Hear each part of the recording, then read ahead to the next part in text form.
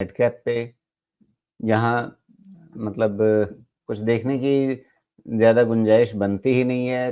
कोई उतार-चढ़ाव भी नहीं आता है। लग रहा है जैसे बाज़ार हम लोग कहते हैं ना कि बाज़ार सीधी रेखा में नहीं चलता है। ये कहता है कि नहीं देखो हम चला के दिखाते हैं ना, ऐसे चलता है बाज़ार कभी-कभी। राजीव जी 2 मिनट के लिए मैं वक़्त लूँगा। ज़रूर। जब स्मॉल कैप और मिड कैप का रिपोर्ट आपने ही अपने चैनल पे जब अनवील किया था, तो जो रेंजेज़ निकल जो प्राइस जो लेवल्स निकल के आए थे, उस समय यकीन तो हुआ नहीं होगा लोगों को कि ऐसा स्ट्रेट लाइन आ सकता है।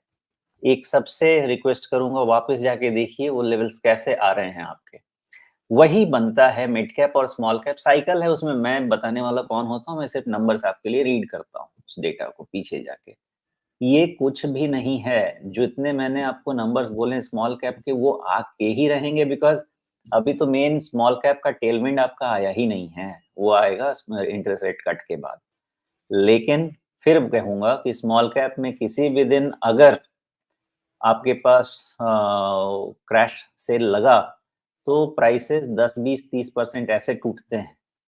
तो ये भी साथ में ध्यान रखिएगा। तो स्मॉल कैप में बहुत रूम बाकी है, मिड कैप थोड़ा-सा अभी स्ट्रेच चल रहा है। स्मॉल कैप शायद उससे भी ज़्यादा स्ट्रेच चल रहा होगा। इसको थोड़ा डिटेल देखने की बाद में ज़रूरत पड़ेगी मेरे हिसाब से। लेकिन मेरा अंदाज़ा ऐसा है कि अभी इसमें भी रूम है, ओके। कुछ लेवल्स हैं जो कि सावधान करने के लिए कह रहे हैं आपको, मिड कैप के और स्मॉल कैप के। अभी वो हमारे सामने बहुत ज़्यादा कुछ ऐसी दिक्कत वाली बात दिख नहीं रही है। लेकिन मैंने पहले अब लास्ट जो हमारी बात हुई थी राजीव जी, उसमें वही था कि 46,000 से 47,000 का रेंज कहीं मिड कैप अचीव करेगा। अब वहाँ पे एग्ज़ैक्ट तो नहीं पता चलेगा अभी, कहाँ पे जाएगा, लेकिन वहाँ वाला रेंज थोड़ा अचीव करेगा, फिर देखते हैं।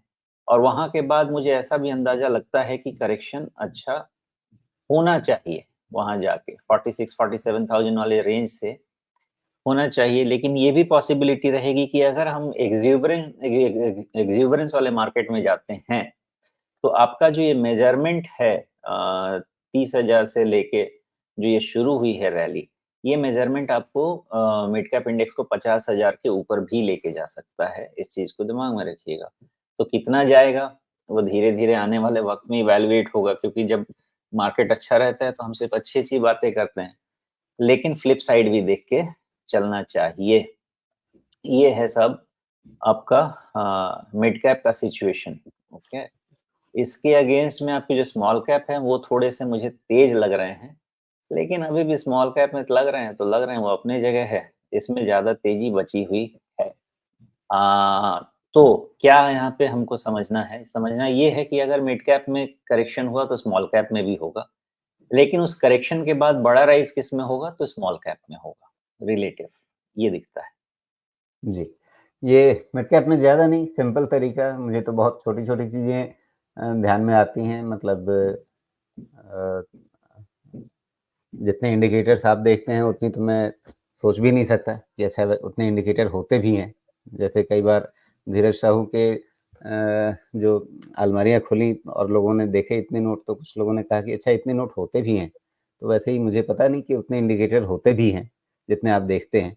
लेकिन सिंपल इंडिकेटर क्या ये सीधे-सीधे 50,000 पे जा रहा है, मिड कैप इंडेक्स। जा जा रहा है और मुझे खुशी की बात ये है कि मेरे पास नोट का कोई इंडिकेटर नहीं है, मार्केट का ही इंडिकेटर है और काफ़ी अच्छे खासे संख्या में है। तो मैं इंडिकेटर काउंट करके ही खुश हूँ नोट की जगह और ये 50,000 क्रॉस करने के चांसेस ज़रूर हैं मिड कैप पे। मुझे इसमें कोई बहुत दिक्कत नहीं दिखती है। हाँ, ये मत अब ये ना सोचिए जितने लोग सुन रहे हैं, देख रहे हैं, कि ये होके ही रुकेगा, ये आएगा। आप वो रिपोर्ट फिर से पढ़िएगा, जाके देखिए वो सारे लेवल्स आपको मिल जाएँगे, मिलने ही हैं। मैं नहीं बना रहा, मार्केट बनाता है, मैं उसके लिए आपको सिर्फ़ फाइन ट्यून करके लिख के देता हूँ। 50,000 भी आएगा मिड कैप का, उसके ऊपर भी आएगा मिड कैप का, लेकिन अनड्यूलेशन के साथ आएगा, एक बार में नहीं आएगा। ये स्ट्रेट लाइन में बीच-बीच में कई बार शेक ऑफ भी होगा। जी।